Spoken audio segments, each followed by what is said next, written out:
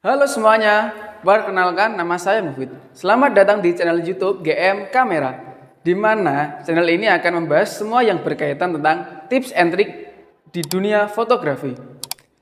Oke, kali ini kita akan membahas tentang segitiga exposure. Check this out. Ibarat kata rumah, segitiga exposure ini adalah fondasi di dunia fotografi. Karena segitiga exposure ini yang mengatur pencahayaan di fotografi. Jadi intinya, hasil foto lu bagus atau enggaknya itu tergantung dari segitiga exposure atau settingan kamera kalian.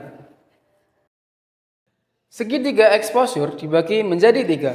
Yang pertama adalah shutter speed, yang kedua adalah aperture, dan yang ketiga adalah ISO. Ketiganya itu saling berkaitan satu sama lain. Oke, saya mungkin akan bahas mulai dari shutter speed dulu. Apa sih shutter speed itu? Shutter speed adalah seberapa lama kamu membiarkan cahaya yang masuk ke kamera kamu.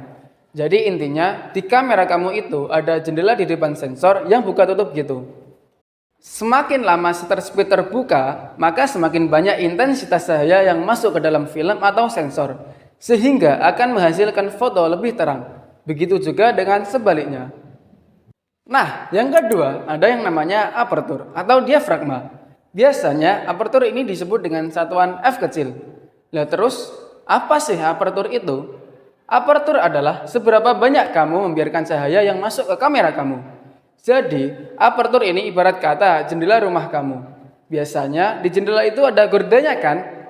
Nah, ngomongin soal gorden, kamu bisa loh kalau mau beli gorden di sini. Silahkan hubungi nomor di bawah ini.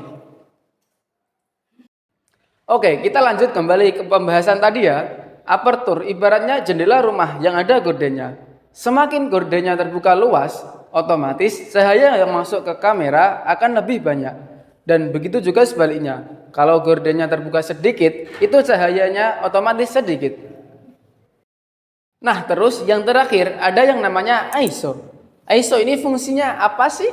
ISO ini adalah memaksakan kamera untuk lebih peka terhadap cahaya. Tapi yang namanya suatu hal yang dipaksakan, pasti ada efek sampingnya guys. Jadi karena kamera yang terlalu memaksakan kemampuan, otomatis hasil foto kamu akan jadi lebih terang. Tapi ada efek yang ditimbulkan, yang dinamakan noise atau grainy.